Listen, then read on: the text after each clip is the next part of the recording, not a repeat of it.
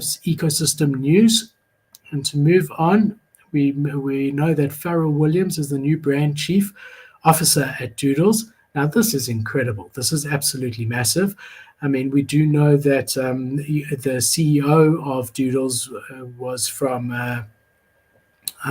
Billboard. They poached him from Billboard. And this is the value that a guy like that brings, relationships with a guy like Pharaoh Williams. And I truly believe like Pharaoh and Doodles is the perfect fit. He sings songs like I'm Happy and all of that. And that's exactly the Doodles vibe. And they've also said that they're going to be having music in their Doodles 2 collection. So your NFT will be able to play music. I just think it's really, really bullish. It's such a notable guy with such a brilliant brand fit. And I think most people feel this way because the price of Doodles after this news a few days ago, it just skyrocketed from about 11 to 15 Ethereum. And the duplicators you saw are just trending and haven't stopped. Then other bullish news, and there's a lot. I mean, we're in the middle of a bear market, and left, right, and center, we're just hearing about people raising, big money. So Magic Eden reaches unicorn status after raising $130 million. So unicorn status means it's been valued at over $1 billion. $1.6 billion, which is incredible. If you think about it, it's a marketplace that's, I don't know, like 6 months, 8 months old, maybe a little bit more, but still, it's under a year. So that's really, really incredible. So they've finalized their Series B fund. It's been closed. They've got 130 million, valuing them at 1.6 billion. For those that don't know, Magic Eden is like the OpenSea for Solana. So it's the main Solana marketplace, and that's incredibly bullish for the Solana ecosystem. To be honest, I'm quite bullish on Solana as a crypto as well. Not financial advice, obviously, but I do think that long term, Solana's got a good chance of increasing multiples to, like tenfold from the whatever it is now, $35-40 that it is now. Yes, they have their teething problems. They will sort those out. They also announced that they're going to be releasing a smartphone, Solana. And I must be honest, I mean, I need to learn more about what the smartphone can do. Obviously, it will have some NFT capability that usual phones don't have, but I just think it might be, a bit too much to bite off, to be quite honest. The cell phone space is incredibly, saturated, and unless you're Apple or Google, it's very, very difficult to compete with Apple and Google. Unless they launch like a $50 phone, right? Which they didn't. They've launched a $1,000 phone, or they're launching a $1,000 phone. So they're trying to compete with the whales out there. And I think it might be a mistake. With that said, hearing all the problems that Token Proof had at NFT NYC. So basically, Token Proof is the company that would verify your token, verify that you are holder of the token, and let you into these parties, right?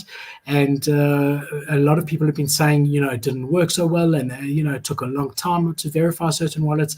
So a Solana cell phone that has that as a built-in capability for a Solana type of NFT show, those are maybe some of the benefits that you would get, as well as security, more security, things like that. Don't know, remains to be seen, but definitely an interesting one. Another incredible partnership, Cristiano Ronaldo partners with Binance to change the NFT game. So for those of you that don't know, Ronaldo is probably the most famous soccer player in the entire world. And he has come on as brand ambassador for Binance. And again, I mean, when we're talking about NFTs and we say, okay, there's 2 million registered wallets or users on OpenSea, or just under, right? Out of the population in the world, of whatever, 7 billion or whatever it is, that's tiny. So we do need brand ambassadors in the space. We do need people that are household names and incredibly famous to be stewards of NFTs. And this is just one of many moves that Binance is making, and they really are investing big time in the NFT space. They're going to be launching their own marketplace, and I think that it's really bullish in general for the space. I just think it's great. Let's get some adoption here. So I do think that is definitely going to be something to watch. Just want to remind you, today is Freestyle Fridays. It's not a monologue. It can be a monologue, I don't mind. But if you want to ask me anything, look at collections, ask me anything you want, feel free to do so in the comments. Only available on YouTube. If you're watching on Twitter, you must come to our YouTube channel, please, if you want to chat. But yeah, that's what Freestyle Fridays is. Usually I've got Cade here to chat with me. So in his absence, feel free, guys. All right, another news article that we've got here recently. eBay just bought Known Origin NFT marketplace. They're a NFT marketplace, Ethereum. Not very hugely well known, but they are now, because eBay is very well known, and just shows that eBay is coming into the NFT space. They want to sell NFTs. They say they plan to become the world's top destination for NFTs. And it's just interesting. You're seeing big players. With that said, we were all so bullish on Coinbase, with their NFT marketplace. And so far, it has really underwhelmed drastically. Underwhelmed all of us really drastically, right? What it does in time remains to be seen. They've invested a lot of money in it. I'm sure they're not going to just give up on it. But yeah, just good to see. Again, a big, well-known name in the space, eBay, acquiring a small NFT marketplace so that they can, become the leader in NFTs, to use their words, right? So that's really another bullish story that I wanted to bring to you. Then we've got MoonPay is going to also launch their own NFT platform called Hypermint. So if you don't know, MoonPay is one of the leading payment gateways for buying crypto. I wonder how OpenSea feels about this, because we know that OpenSea has got MoonPay as one of their sole payment clearers. So I wonder how they feel about it. But they're going to be launching their own NFT marketplace also. So it seems like everybody wants to get into the NFT marketplace space. Just going to have a quick drink. And then we've got Time and the Sandbox to build Times Square in the Metaverse. So they're doing a collab together. The Sandbox today announced a partnership with Time Pieces, the NFT community initiative from Time, to build a Times Square in the Metaverse. Notably, this is the Times' first ever destination in the virtual world. Taking inspiration from the iconic neighborhood in New York City, Times Square will be a space of convening art and commerce. Let's take a closer look at Time and the Sandbox partnership. So they're going to be doing that. I must be honest, it would have been nice if this NFT New York was in the Metaverse for guys like me that are, tens of thousands of kilometers away from New York. But we still don't have that Metaverse experience that replicates real life. And I'm well aware of that. They did an interesting study the other day. I think it was a Facebook-led study where they got, I think it was 30 or 40 people to wear the latest version of their Oculus headset, which is quite thin and quite light. And they had to spend 9 hours a day, 5 days a week. So working hours, your usual working time, in the Metaverse with this headset on. 2 people lasted an hour and got so nauseous that they had to stop. And all the others lasted the whole week, but all said that they much, much prefer real life to the Metaverse as it stands now. Now, look, we're in the early days. You remember the internet when you used to have that dial-up modem. I don't know if you guys do. I do. You used to I don't know if you remember, and then a high-pitched noise. You'd wait 5 minutes for it to connect. If you wanted to download a low-quality song, it would take 3 hours. There was no such thing as downloading a song and playing it while you downloading it, let alone high-quality video. Streaming it was non-existent. So we're in the early days. But it was interesting that they struggled so much. They said there were things like eye strain, various different things that they felt, not all of them, but some of them, but none of them enjoyed it. Okay, so yeah, got a long way to go, but definitely, guys, starting to build in Sandbox is always good, especially when it's notable people.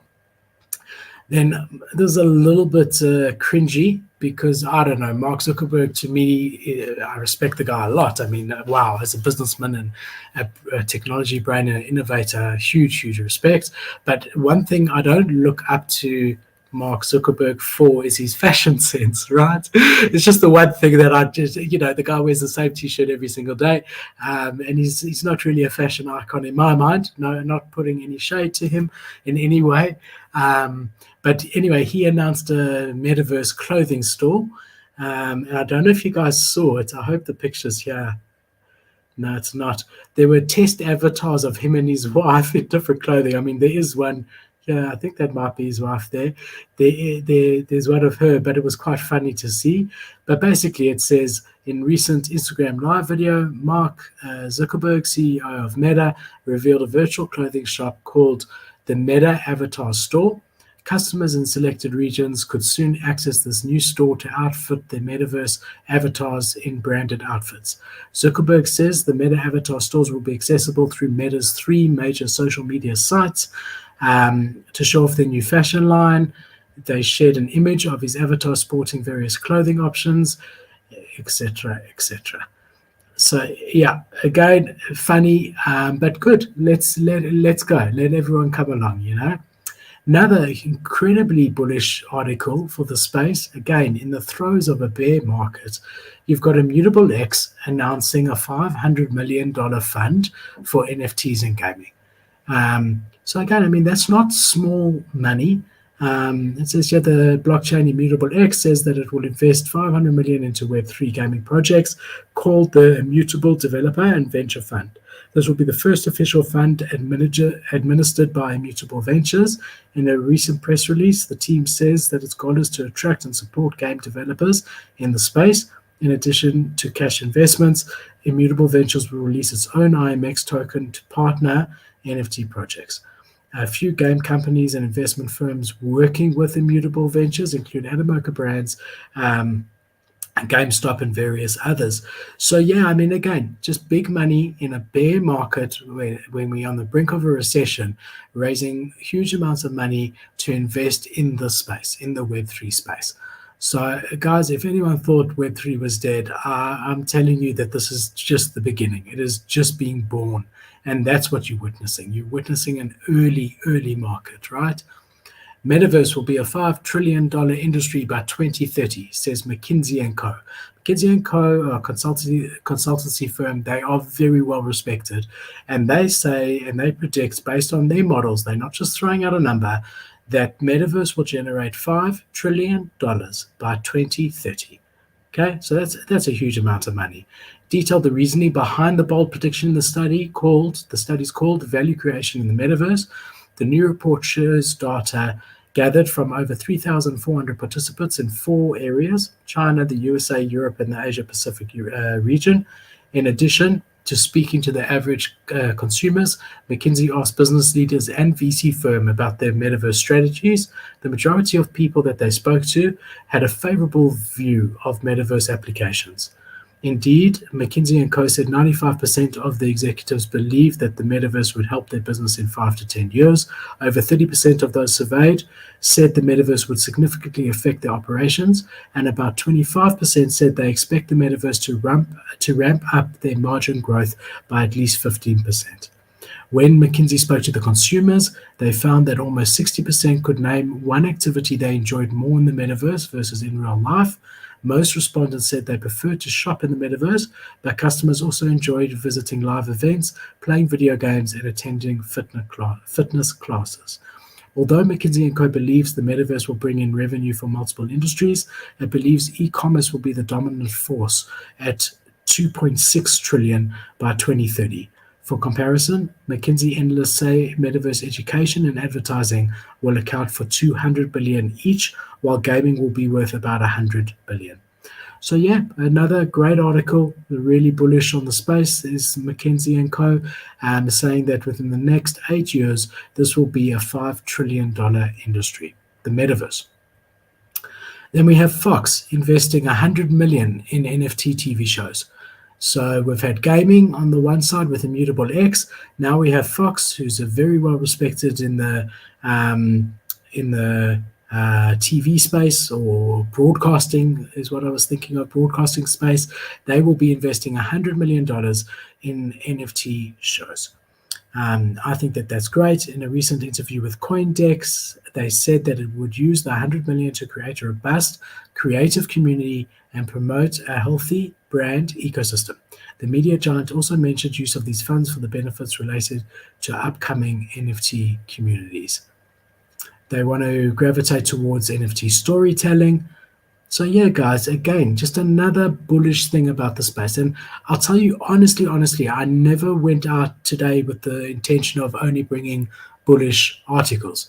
I think they were all bullish, to be honest. These were just ones that stood out for me, but I just think it tells a story. This is just news in the last week. I mean, the date of this is the 24th of June. It's today.